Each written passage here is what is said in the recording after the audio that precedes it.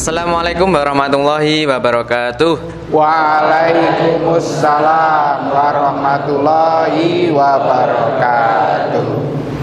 Ya teman-teman, kali ini kita sudah kedatangan tamu yang spesial, yaitu Ustadz Uja, Ustadz Jumari Al-Ngluari. Mungkin nanti kita bisa bertanya-tanya beliau tentang Muhammadiyah. Mungkin ada yang mau bertanya terlebih dahulu? Saya Mas Ima. Oh ya, ini Mas. Ustadz, Ya. saya ingin menanyakan Muhammadiyah itu apa sih? Ya. Namanya siapa? Muhammad Abi Tusidi. Muhammad Abi. Abi. Ya, Muhammad Abi dan juga anak-anakku di Panti Asuhan Yatim Muhammadiyah Putra ya, Muntilan. Ini Panti Asuhan Yatim Muhammadiyah pertama di Kabupaten Magelang. Dari 12 PAY Muhammadiyah dan Aisyah, itu yang pertama didirikan adalah di sini. Sehingga PAY ini sudah melahirkan banyak sekali kader-kader persyarikatan.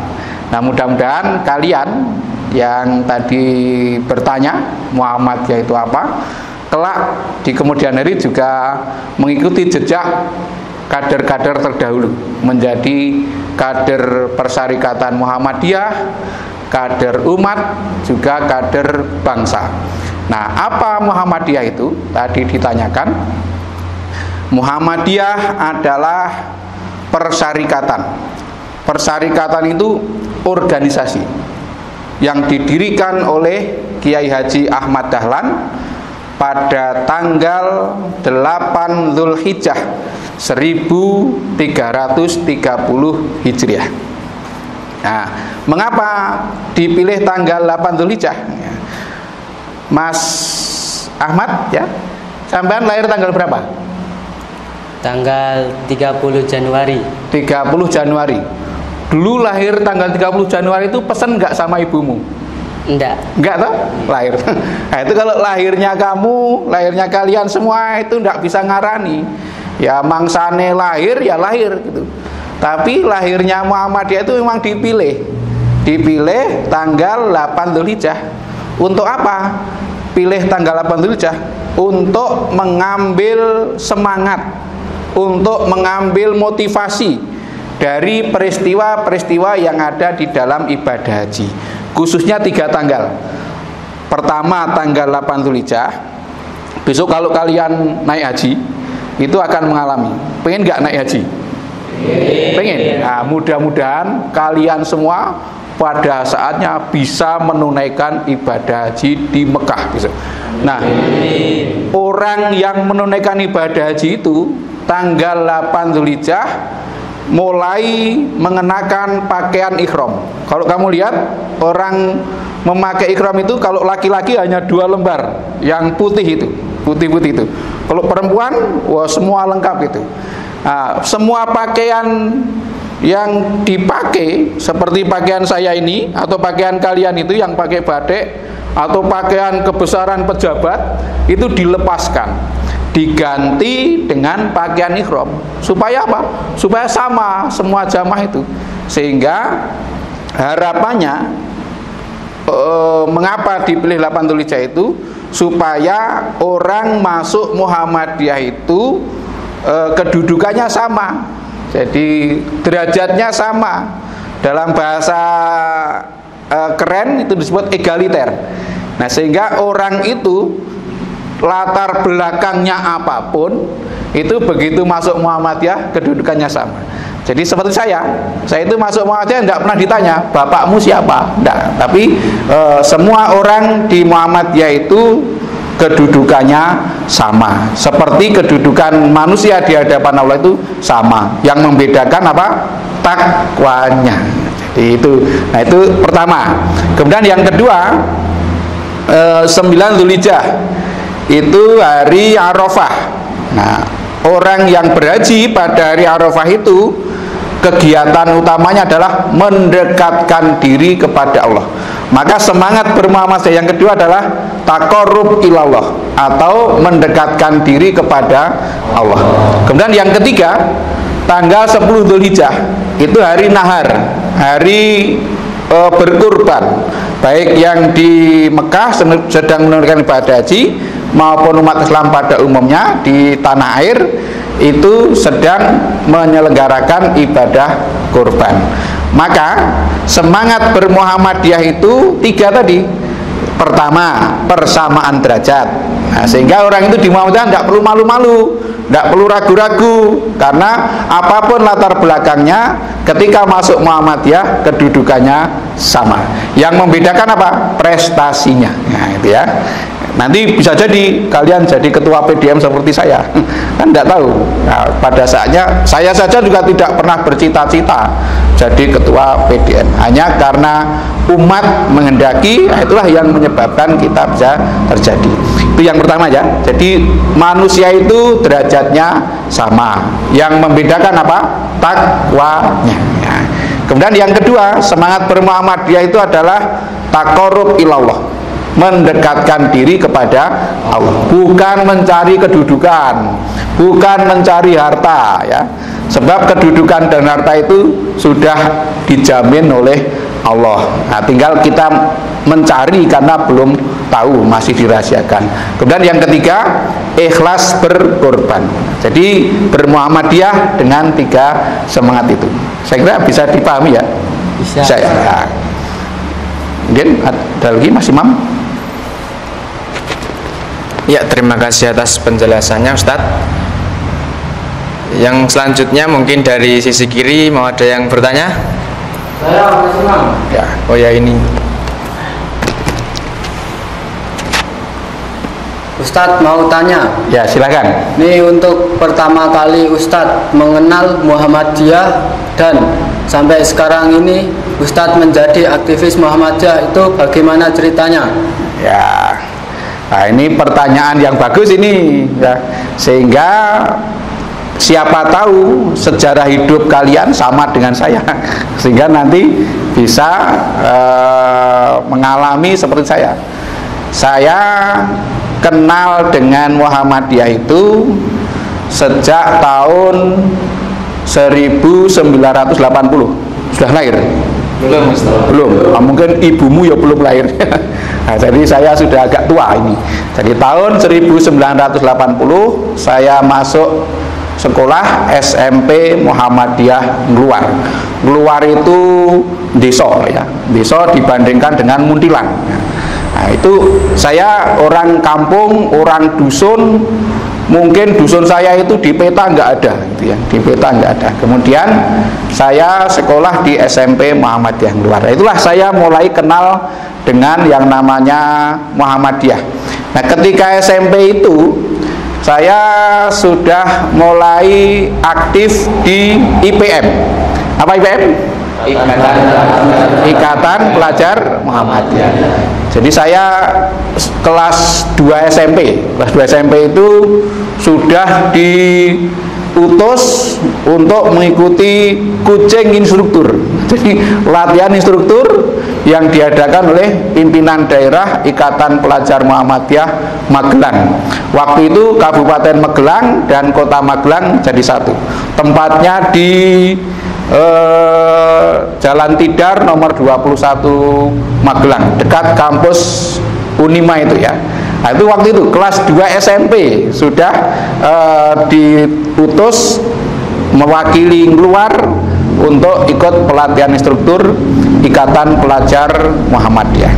Nah, kemudian setelah lulus SMP saya meneruskan sekolah di SMA Muhammadiyah 1 Yogyakarta atau MUHI ya, MUHI. Mungkin pernah mendengar ya, SMA Muhammadiyah 1 Yogyakarta. Pada waktu itu adalah SMA Muhammadiyah terbaik di dunia dan di akhirat. Nah, kira-kira gitu ya. Karena ya paling baik sana pada waktu itu. Nah, sehingga di Yogyakarta saya mendapatkan pengalaman yang lebih banyak lagi karena pergaulannya menjadi lebih luas. Jadi kawan-kawan saya di SMA Muhammadiyah 1 Yogyakarta itu berasal dari seluruh Indonesia, sehingga saya bergaul dengan kawan-kawan dari seluruh tanah air. Masih anak desa, cah keluar ya. Tapi saya tidak minder, saya tidak rendah diri, meskipun anak desa bergaul dengan kawan-kawan dari seluruh Indonesia. Ada yang dari Sumatera, ada yang dari Kalimantan, dari Jakarta, dari Sulawesi, dan lain-lain, banyak sekali. Tapi karena tadi sudah dibekali bahwa di Muhammadiyah itu kedudukannya sama, sehingga saya tidak takut dan tidak minder. Kawan-kawan saya berasal dari orang-orang kaya, orang-orang biasa, tapi kita semuanya adalah setara, semuanya sederajat, sehingga di Muhammadiyah itu menjadi senang, menjadi gembira, tidak pernah minder, tidak pernah takut. Nah, itulah pengalaman saya di SMA Muhammadiyah 1 Yogyakarta. Nah, di SMA MUI itu saya tetap aktif di Ikatan Pelajar Muhammadiyah, ya, termasuk jadi pimpinan ranting, ya, pimpinan ranting, wakil ketua kalau tidak salah dulu aja, wakil ketua pimpinan ranting Ikatan Pelajar Muhammadiyah SMA Muhammadiyah 1 Yogyakarta. Bahkan tertinggi di PM ya sampai ikut pimpinan daerah Ikatan Pelajar Muhammadiyah Kota Yogyakarta. Nah, setelah lulus lalu kembali ke rumah, di rumah lulus SMA lalu diajak untuk aktif di Pemuda Muhammadiyah. Jadi begitu lulus SMA saya ikut kegiatan Pemuda Muhammadiyah di luar, sampai terus kuliah juga masih ikut Pemuda Muhammadiyah, sehingga sampai saya sempat jadi ketua pimpinan daerah Pemuda Muhammadiyah Kabupaten Magelang. Juga di Pemuda Muhammadiyah sampai wakil ketua pimpinan wilayah Pemuda Muhammadiyah Jawa Tengah, sampai akhirnya sekarang diberi amanah sebagai ketua pimpinan daerah Muhammadiyah Kabupaten Magelang. Sehingga harapan saya, jadi saya itu dari tidak apa-apa ya, tidak apa-apa, anak desa, tidak kenal Muhammadiyah ya, kemudian sekolah Muhammadiyah lalu kenal Muhammadiyah, kemudian tetap kegiatan aktif, akhirnya diberi amanah oleh umat memimpin Muhammadiyah Kabupaten Magelang. Saya kira itu, Mas. Jadi termasuk saya dapat istri itu juga ketika jadi ketua Pemuda Muhammadiyah ya, jadi ketua Pemuda Muhammadiyah, dapat istri, kemudian pokoknya pengalamannya luas sekali dengan aktif di Muhammadiyah, termasuk di organisasi otonom. Maka kalau kalian ya, kalian ini yang masih sekolah itu ada kesempatan aktif di Ikatan Pelajar Muhammadiyah, jalani itu sangat bermanfaat ya, sangat bermanfaat. Aktif di organisasi itu sangat bermanfaat, tidak dimiliki oleh anak-anak sekolah yang tidak aktif. Kalau aktif di organisasi, di IPM misalnya, itu pengalamannya jauh lebih luas, dan itu berguna ketika nanti kalian hidup jadi orang ya, berguna ya. Jadi ada masalah itu karena sudah terbiasa menghadapi, maka ketika hidup menemukan masalah akan mudah untuk memecahkan masalah. Itu pengalaman dari berorganisasi. Maka sekali lagi, kalau kalian diberi kesempatan untuk berkegiatan di IPM, ikuti dengan sungguh-sungguh. Itu akan bermakna bagi hidup Anda di masa depan. Saya kira itu, Mas, secara garis besar perjalanan saya dari IPM sampai pimpinan daerah Muhammadiyah ya. Gitu, Mas Imam ya. Ya, sudah kita dengarkan ya teman-teman, kisah yang sangat luar biasa bagi kita, yang dari mulanya Ustadz ini cuma orang desa tetapi bisa menjadi pimpinan daerah Muhammadiyah Kabupaten Magelang. Semoga dari kisah Ustadz bisa menjadikan motivasi bagi kita semua.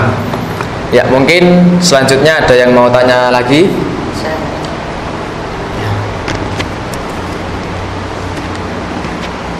Perkenalkan, nama saya Faisal Adiswara, sekolah di MTS Muhammadiyah 2 Muntilan. Ya. posisi kelas 9 dan saya mau bertanya berhubungan dengan apa tujuan Muhammadiyah didirikan. Mas Faisal ya.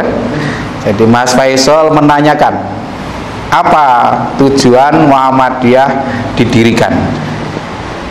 Kalau sejak awal berdiri, Muhammadiyah itu merumuskan tujuannya dalam statuten Muhammadiyah. Statuten itu bahasa Belanda, bahasa Indonesianya Anggaran Dasar Muhammadiyah. Itu tujuan didirikan Muhammadiyah itu adalah untuk memajukan dan menggembirakan hal-hal yang terkait dengan pengajaran agama Islam. Artinya apa? Memajukan dan menggembirakan dakwah Islam. Satu lagi tujuannya itu memajukan dan menggembirakan hidup sepanjang kemauan agama Islam. Jadi tujuannya itu sangat sederhana.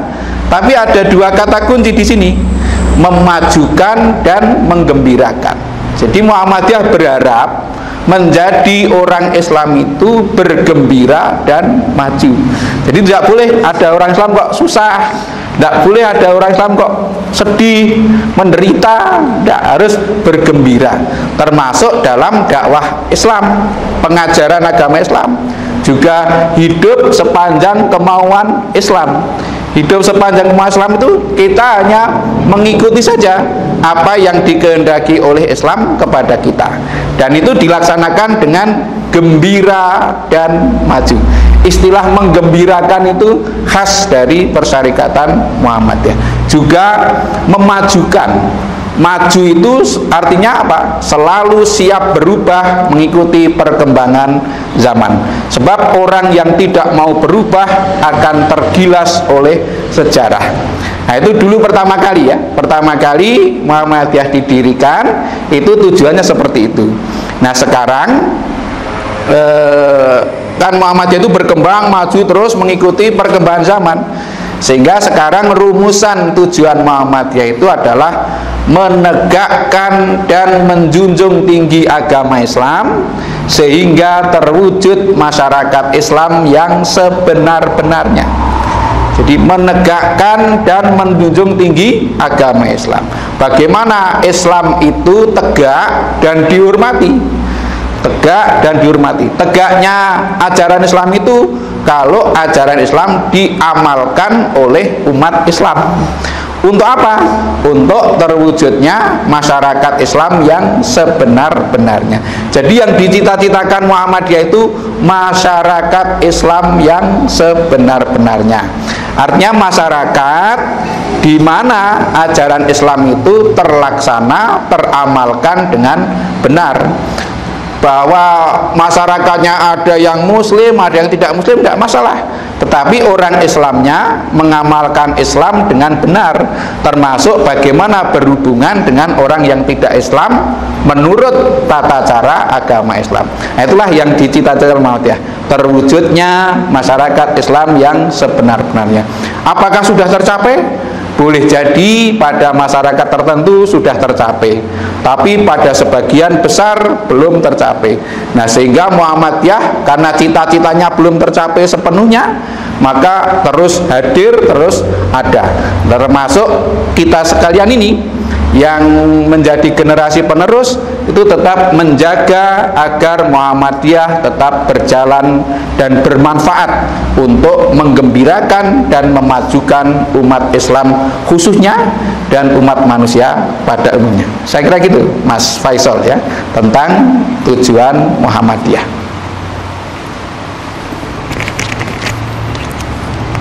Ya, itu tadi sudah kita dengarkan bahwa tujuan Muhammadiyah itu adalah untuk memajukan dan menggembirakan umat Islam dan masyarakat pada umumnya.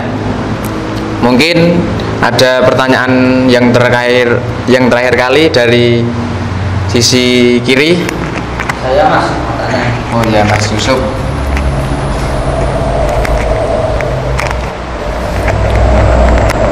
Perkenalkan, nama saya Malik Yusuf, sekolah di SMA Muhammadiyah 1 Muntilan. Saya ingin tanya Ustadz, Ya. bagaimana cara beristiqomah ketika dalam berorganisasi? Oke, Mas Malik Yusuf ya, dari SMA Muhammadiyah 1 Muntilan.